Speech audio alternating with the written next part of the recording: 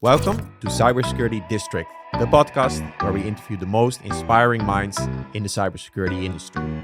Get ready to meet our next guest in the district.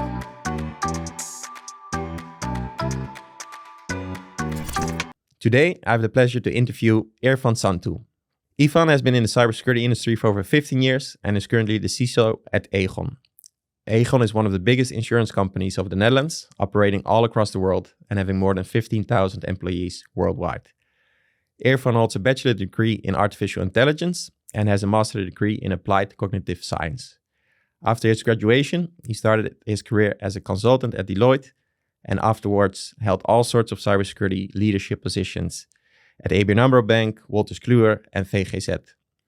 Irfaan is also a public speaker and he's also the chapter leader for OWASP Netherlands. Irfaan, welcome to the show. Yeah, thanks for having me, Lawrence. Great pleasure.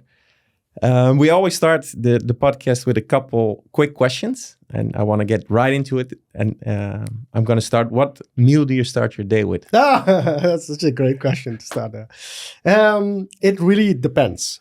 So I do intermittent fasting. So that's today. I'm actually even fasting. So it depends on whether there's fasting happening or not. I start with something extremely light or something extremely heavy because I don't want to have a very strong and heavy dinner. So it really depends. So it will be either bread with avocado or it will be some sort of porridge, or it can be something extremely warm, like I would say rice or something like that. I can go either way, depending really on how I have to divide my day. Android or iOS? iOS. Working from home, office, or a mix? Depends where I'm needed. If I'm needed in the office, I go over there. If I don't need it, I'm not needed in the office, I can be extremely productive by not traveling. Okay. What's your favorite phone app? Oh my God, I don't have like my email client or something like that. That's my favorite. It's probably the same for me, yeah. Are you a gamer? I'm not. I was. I'm not anymore. Laptop, desktop, server? Laptop. Or VM? Laptop. Guilty pleasure of yours? I don't have any. Huh. I don't Healthy have. man. I had it, not anymore. Yes. Cloud or on-prem? Cloud, definitely cloud. First word that comes to mind when I say cybersecurity? Challenging. And your password is? I cannot share that with you. Good. You're well trained. Nice. So now, Irfaan, welcome to the show. It's a great pleasure to sit down together. And one of the things that fascinated me, because I saw on your LinkedIn, of course, I did my homework for the show, that you had all sorts of cool leadership positions after your time at Deloitte. You've been head of third-party risk. You've been global head of security engineering, global information security director, security leader, and most recently you became a CISO. But I was most triggered by one very particular position, and that is the one of inner engineer at Irfaan Santoe. So you work for yourself, but can you explain more about the inner engineer? Thank you. That's actually a very interesting question to start a conversation with, but it has nothing to do with security. It's a personal journey that I went through in my life, Lawrence. It's a year of 5. I've lost count, to be very honest. A year or 5 ago, I was, I would say, really at a peak in my life where I had all the things I wanted to have. Think about relationship, think about having great friends, family, great career.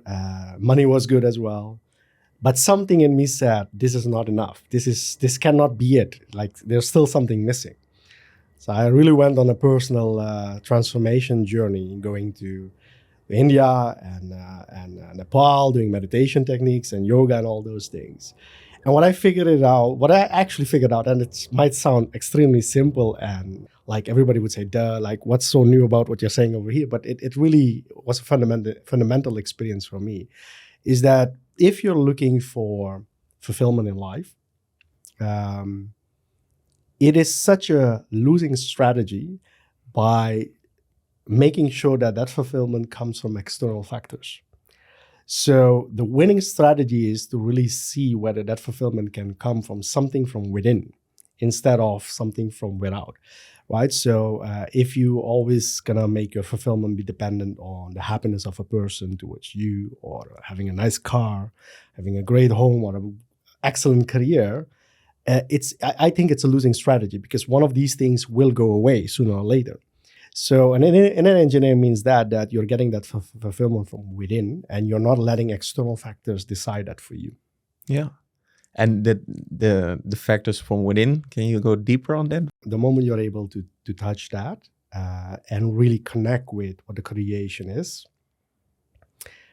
and therefore know who you are as a creation, as a person, as a human being, what your potential is, that's the start. That's the start of an endless potential of knowing what that fulfillment can be. Once you know the blessing we have to be able to call ourselves human beings,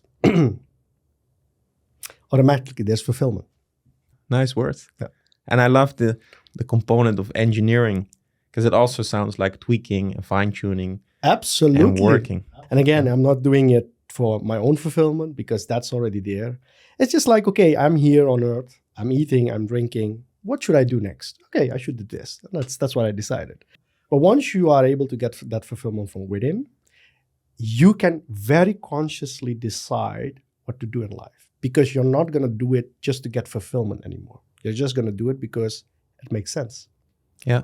And you never thought of changing careers drastically? So it happened, right? So when I got this experience in my life, that's where I decided that, okay, if I want to give this back, right, to the community, rub it off a little bit on a couple of people in the world, maybe a couple of millions people in the world, then I have to do things differently. I cannot do that by just being a CISO, at least at the scale at which I want to do this. So that was a very pivotal moment in my life. So you'll see after I left ABN Amro, where the journey actually started, by the way, that sort of explanatory journey of who I am, who we are as human being, what this creation is. It happened when I was at Wolters Kluwer. So that's you'll see actually my pivotal moments in my career started from there. Yeah. I actually came back from my meditation journey, and I said to my boss, who is the global CISO, I said, I'm going to quit.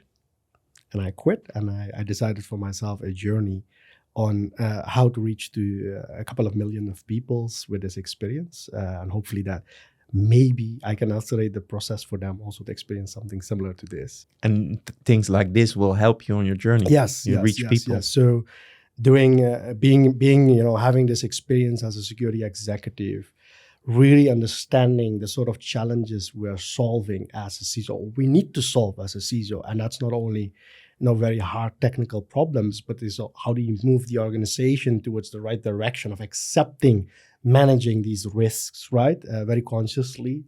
Definitely helps me to bring scale at what I need to do in, I would say, the next 10 years. And after the next 10 years, I expect to be able to transform that experience, that sort of skill that I've reached, into something else to really help other people engineer themselves as well better.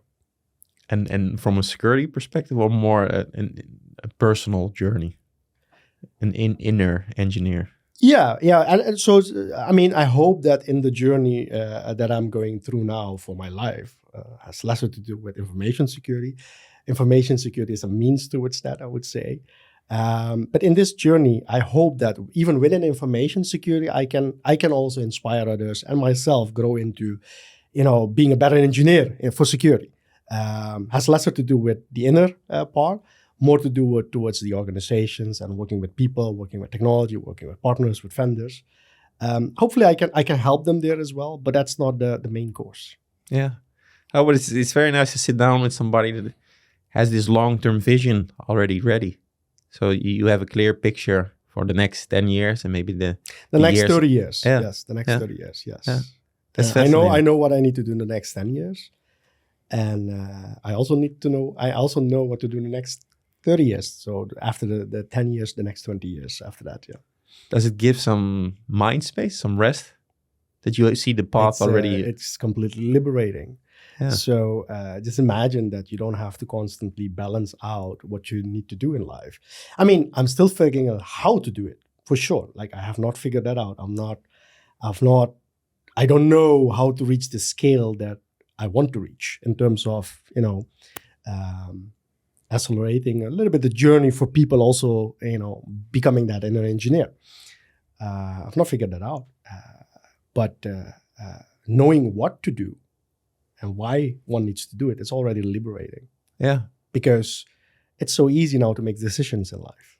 But you come across as a very calm and collected person. So I think I hope so. I don't know, Lawrence. No, but I can say yes. Decision making it's very easy for me. And that's because I know where I need to go to.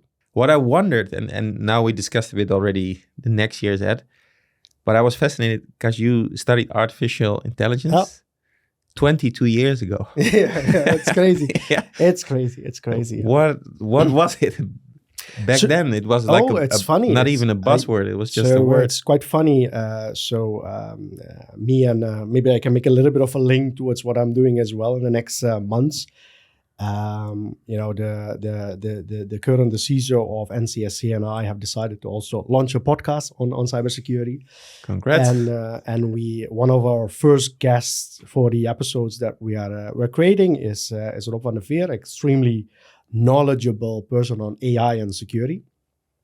And I actually went back all the way 20 years ago to my time as a student with an AI. It's really hardcore AI that I learned, right? Think about neural networks, decision tree, working with data sets. What I see, Lawrence, is that what we learned as students 20 years ago, there were already appliances of AI on that level. Many of them think about data mining, think about neural networks for object recognition, face recognition, really appliances that could be done, operational, but not at scale. And what I'm actually seeing now is a lot of the artificial intelligence techniques that are being used are almost the same. We are just able to execute it at scale now with the right computing power, with the right data sets, with the right resources, but also people believing now in the appliances. It's becoming real now, especially thanks to ChatGPT and generative AI. This really became a reality for people. So what I'm seeing is that the techniques that were already taught to students 20 years ago, they are not that different what's being applied now. It's just that's being applied on skill now. And that's with any sort of innovation, even computer science, right? Think about it, 50 years ago, we already started with that. But it's now that maybe even 10 years ago, we reached a tipping point for IT and information technology, 10 to 15 years. But the same is happening now with artificial intelligence. And the same will happen for any other discovery that's being done scientifically and progress that's being made scientifically a couple of decades ago. It will have a moment in time where it will start picking up pace. So I didn't decide it consciously. It was just a minor that really excited me during my computer science bachelor. And I thought, no, this is what I want to get exposed to. It was not really a conscious decision at that time. It sounded cool, artificial intelligence. Yeah, I was just wondering, what will you tell your parents at that point? Like, I did business studies, and it was rather straightforward. Yeah. So I didn't have to explain what it was. But 20 years ago, explaining artificial intelligence, and then also the master you did. So I would very easily refer to Terminator as the movie, right? So I'm going to study Terminator. That's an easy way for them. And people that, do not have a technical background to really understand, okay, but what is it? And of course, that's a doom scenario, but you can relate to, okay, but you'll have systems that are smart enough, that can learn by themselves, that can execute tasks almost comparable to human beings, sometimes even better. And even that time, Lawrence, we had examples where, you would have artificial intelligence systems playing chess and winning from the chess masters in the world. So there was already appliances on artificial where it would and should have wowed people to say, whoa, this is amazing that we have systems that are smarter than human beings. Yeah, that's an interesting time that so long ago, but it was already happening. It was already happening. Yeah. And I think now it has become available to masses and at scale, especially with a lot of cloud providers really adopting and making that part of their offering. It's a tick in the box nowadays. It's amazing. But after your graduation, you decide to step into the field of cybersecurity. And we already touched a bit upon decision making. I'm less of a spiritual guy than you, I think, but I find it very fascinating. But I do believe that every day you can make a decision. So you can change careers overnight. And I think you're a very smart guy. Also, back then, you had a master in computer science. You could go all sorts of directions, but you deliberately choose cybersecurity. And I believe up to today, you still every day choose for your career in cybersecurity. So what makes it that you choose it back then and that you every day still decide to work in this field? So a good question, and I'm going to be honest about it. I'm not going to have a very great story. It just happened to me. So I cannot say that I decided very consciously on cybersecurity. I'll tell you the story how it was. So I was working, I was studying at the university, and one of my professors at the university, he was a senior partner at Deloitte. So I actually spoke to him about an internship, and he said, "Hey, wait, we have something at Deloitte. Please come and apply and have a conversation with the manager that's running that project." So I went there, and that's how I rolled into Deloitte and consulting. And as part of whatever was being consulting that time to customers, cybersecurity, information security was one of the things. I did many things at Deloitte. I did risk management, analytics, internal audit, IT audit, and related to that, cybersecurity. At a specific moment in my career, I was coached to say, you're doing so many different things. You are multifaceted in that sense. But if you want to move forward when you're in your career within a company like Deloitte, you have to focus. At that time, it was not an advice I really appreciated, but it really helped me. So giving career advice to other people that are looking for it, I think focus is key. Focus is extremely important, but also the timing of when to start focusing is important. So, what you normally see, Lawrence, is that people that start with a career, they want to just go as broad as possible. There are only a few that will really go, I would say, deep and focused. So they first want to broaden their horizon, and then based on that, okay, I've seen all these different things. This is what I like. This is what I don't like. This has a lot of potential in the market. And then they make a decision to focus. So I was forced at that time in a very, I would say, conscious way. It was not really pushed upon me, very conscious way to focus, which I did. And information security was that time the most logical thing for me to focus. And I decided at that time that this is what I would do. And one of my key clients was the ABN Amro Bank. And after a year or so, that's how the conversation happened. Okay, you're working for us as a consultant. Would be great to have you here internally as well. And we had good conversation between ABN Amro Bank and Deloitte, and we decided that that's the right thing to do.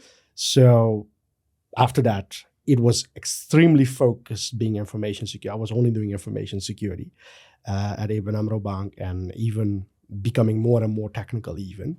So that's a little bit how it happened. So it's not a great story.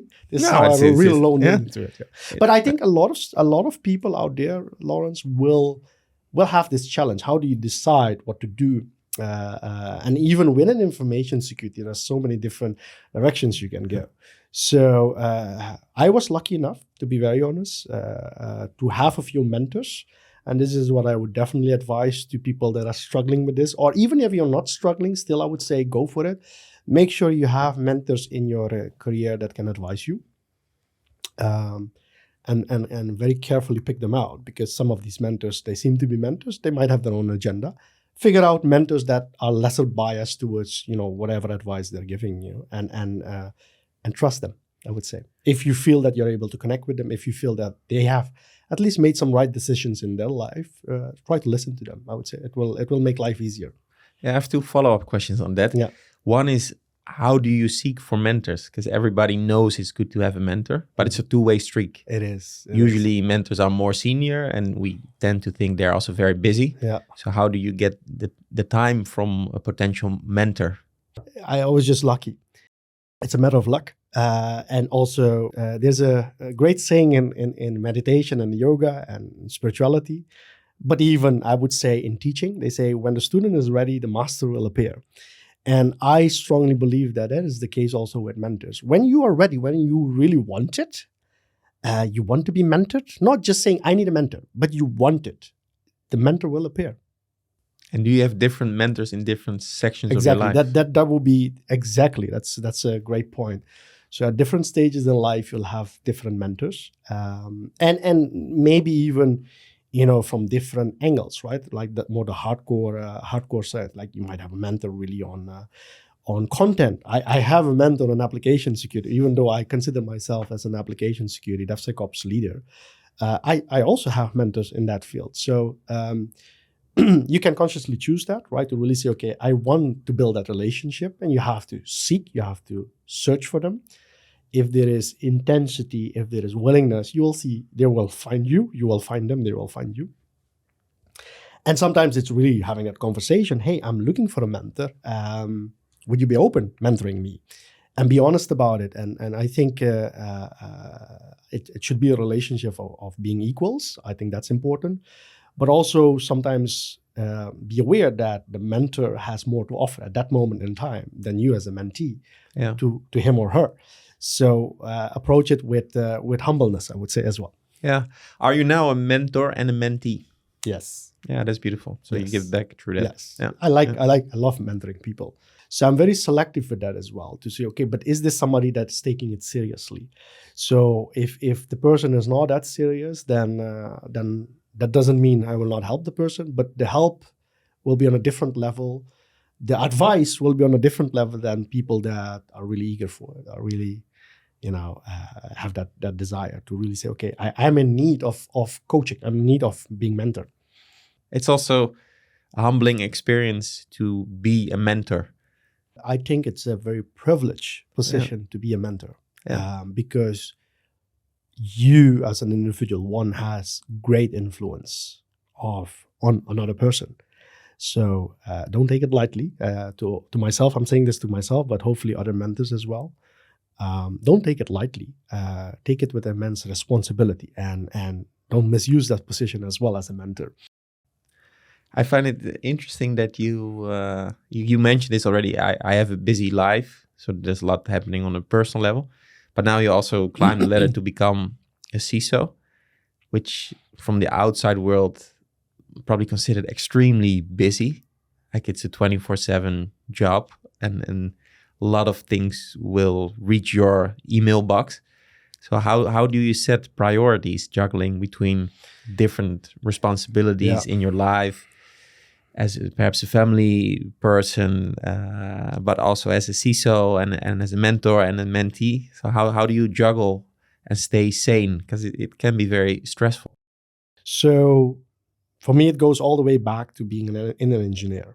So if you're able to engineer yourself in such a way that you're able to keep your energy level on a specific baseline, then you're stable. You're stable to be able to be there for others, be there for other processes, be there for other responsibilities. So my day starts with really keeping my energy level on that baseline. And I have my own methods. Everybody would have their own methods. See what works for you as an individual the best. But I have my own methods to keep my energy level on that baseline. And the moment it drops between the baseline, give me 20 minutes and I'll be able to get my energy level there again. It starts there. Protecting yourself, taking care of yourself as a leader. I think that's very important. But even as a father, even as a son, as a mother, or even a daughter, doesn't matter. Whatever role you're playing in the society, you have to protect yourself first and make sure you're stable. And that's why the engineer part is very important. And I always like to decide, okay, can things be done without me? Great. I'm not going to spend my time on that one. I don't have to micromanage. I don't have to be there in a meeting just because of ego. Am I needed? Great. I'll be there. Am I not needed? Great. What are the other things that I need to take care of that I think only I can do? That's how I actually decide my priorities as well. Maybe the mistake is sometimes that you pick the wrong priority. Because somebody told me a while back, like important people are busy with important things, or they work on important things. But I think it's really, okay, what do I define as important? And sometimes there's something coming by, but it seems important, but maybe it's just urgent. Yeah. I think real business leaders are also, good parents, they probably can make this distinction, like, okay, is this really important? So what you said, you only have a certain energy level, so you cannot be on 12 hours a day. So you need to find that balance, I believe. Absolutely. But it happened to me. It happened quite naturally, Lawrence. If I have to give a little bit of an example, what happened with me when I was working at ABN Amro Bank, I was promoted to a new position where I went from having 12 direct reports towards 24 direct reports to me, and it's already a lot. If you look at the teaching or all the business management books, having 24 direct reports is quite a lot. It's not being advised to have that many direct reports, but that's how the functions were and the positions were set up at ABN Amro Bank. And in 3 years, I went from 24 direct reports to 45 direct reports.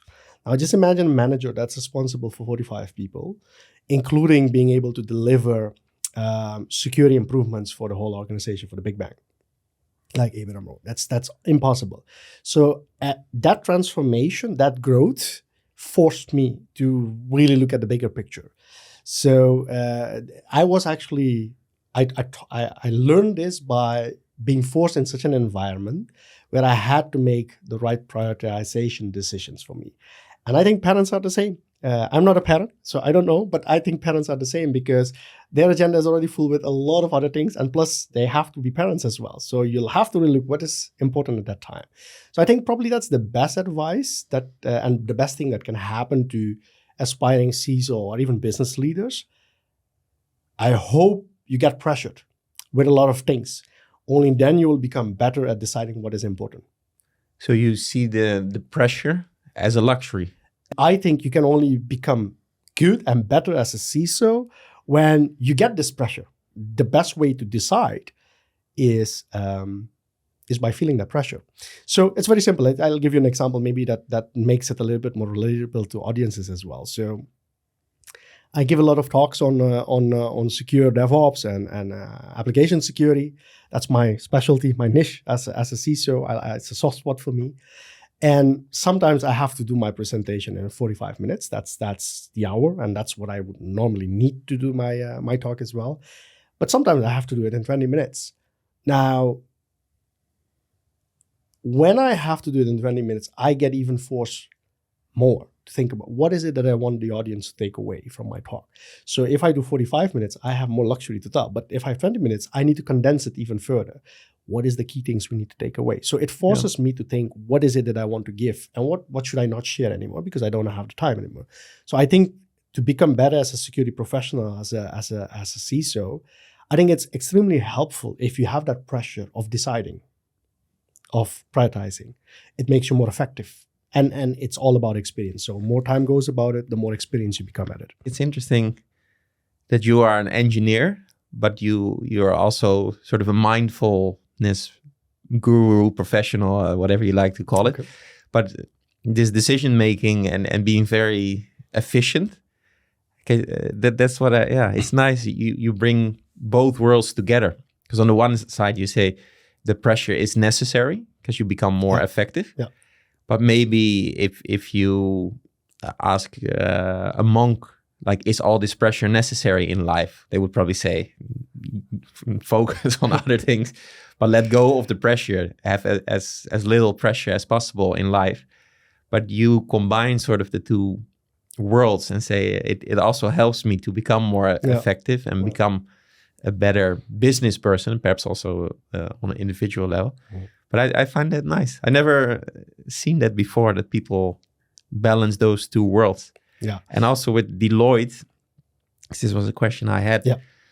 There you put yourself in a stressful environment, also as a young professional, because there's a lot of competition. Only a few people make that promotion.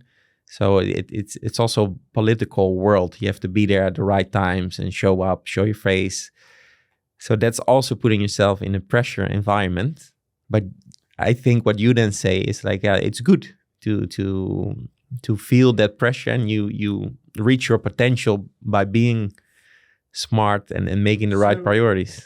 It's not me saying that, and I don't think it's only meant for cybersecurity professionals. It's meant for everybody. I really think I'm not saying that you have to do yoga meditation. No, I'm not saying that. But make sure you can grasp something that will help you energize yourself again. I think that's important. The moment you're energized, the moment you're able to take a step away from all that's what's happening, you will automatically be able to say, this is important, this is lesser important. And then you'll able to manage your energy and your time much better because you have that overview. It's not overwhelming you. But I strongly believe that we learn so much at the university, at the colleges, and all the other educations that you will get. But we don't learn how to behave as a professional, how to manage yourself as an individual. So hopefully, I hope that one time in life, our education system will also see that let's start giving the tools and instruments to our students to also cope with life. Because again, as I said, this is not a cybersecurity problem. It's a professional problem. Balancing out your professional life with your personal life. And even within your professional life to be able to cope with stress. But stress is not only a professional dimension, it happens in personal life as well. So how do you cope with that? Will you apply to different separate tools for that? I don't believe in it. I think the methodology should be the same because it will make you more effective. And I feel, to be very honest, that we are not doing a good job within the education system now to give our students of life the tools and instruments to be able to cope with that. So in the next 10 years after I've finished this part of my life, hopefully I can use whatever I've collected as resources to start influencing that for the next 20 years, I would say. I'm not going to do it actively now in the upcoming 10 years, but maybe in the next 20 years. After the next 10 years, I will. You can already do it with your own team. It clicks for me during this conversation that you want a CISO that's calm and collected. Because if the CISO is already stressed and feeling so much pressure, oh, we might have an incident, maybe we do well, maybe we don't, we have some vulnerabilities. If the CISO is already stressed, I think the whole team will also feel it. Exactly. And everybody is shaking. And exactly. I think then the bad stuff will happen. I'll give you an example. I know that Gartner wrote about this a couple of years ago. They actually said, okay, what will be the best paid CISOs out there?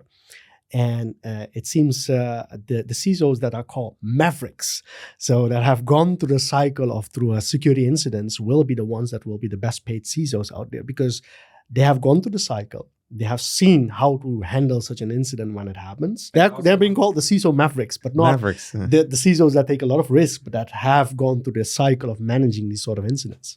Yeah, but if I would step on board of a big ship, I also prefer a captain that has seen some stormy weather. Yes. So, not that sunk a lot of boats. So I'm not hoping that to organizations, but I would even say to security professionals, use this as an opportunity to learn if there's a security incident happening within your company. Because you don't have to be a CISO to learn, right? You can be a security analyst, a security officer, it doesn't matter. Just be part of that process. Don't hinder the process. Be part of the process or even contribute to it, because that sort of exposure will even make you better security professional, maybe even a better CISO. And being a CISO is not only focusing on security incidents, right? It's much broader than that. But that sort of experience under the belt really helps. Is your main takeaway maybe for the young professionals is also enjoy the exposure, enjoy the pressure, and see it as a learning opportunity and not only as stress? If you are, I'm going back to my philosophy of life. If you are always stressed, don't do that job, because life is too beautiful to be stressed all the time. My first advice is try to engineer yourself in such a way that you can cope with the stress, and then look into what you want to do. That's step number one. Take care of yourself. All the other will follow after that. Nice lesson. Yeah. And we've been talking for a while. That was a very insightful conversation, talking about cyber, but also about life. And I think that's very beautiful. It's very insightful. There's one thing we always ask as a last question, and that's if there's one signal message that you can send across the world to all the CISOs out there, what would this message be? Oh, wow. The message will be, it will be one message, but it will have two components. So very important, take care of your team. Once you take care of your team, they will take care of you. They will take care of the organization. It's very important. It sounds cliche, but it's that. We need to speak the language of the business and IT more. It's very important to understand security, but you don't have to show to others, your peers and your managers above and leaders above, that you understand security well. They have hired you, they trust you. Don't spend too much time convincing others that you know security. Just try to fit the agenda of security within the rest of the agenda that's happening within your organization. I think it's very cliche. A lot of people say this, but I still see that it's not happening enough, Lawrence. So my advice to CISOs would be take care of your team. So they will take care of you and the organization, and make sure you speak more the language of your CIOs, your CTOs, your CEOs, to make security fit into their agenda and that they understand it well enough so they can enable you as a CISO to make it happen. Lovely. Yeah. I think that's very powerful. Yeah. Strong. Where can people find you if they want to hear more about you, read more? Oh, they can find me on LinkedIn. I'm active on LinkedIn. I would say that's the best way to connect with me, to talk to me. Where can we find the new podcast release? Oh yeah, so that's thank you for bringing this up, Lawrence. So the podcast will be released in April. At least it will go live in April because we are already doing the recording. So every month we will release one episode. And the idea is, again, to really bring thought leaders on the podcast where we'll really think about how can we reinvent security. Because you'll see a lot of organizations now hiring CISOs. New CISO positions are being created, like the amount of CISO position that has been created for the last 2-3 years. You might know it from your organization, the work that you do as well, Lawrence. It's crazy. I have the vision together with Jeroen Prinsen, who's the co-host of the podcast, really have the vision to prevent these CISOs making mistakes what other CISOs have made or security professionals have made for years. And we have learned. So let's not make the same mistakes. Let's reinvent security. Do security the way it actually works. Nice. Okay. Much anticipated. We're gonna and check it out. The podcast can be found and will be available on all the podcasting platforms you can consider and you can think of. Plus, we'll have, most importantly, the LinkedIn page. So if you follow that, and it's called Reinvent Security.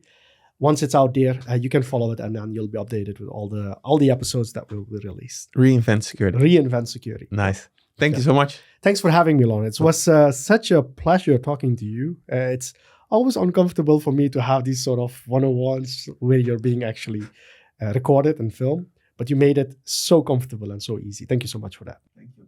Thanks for listening to this episode. Don't forget to like, subscribe, and share. Stay safe, stay curious, and until next time in the district.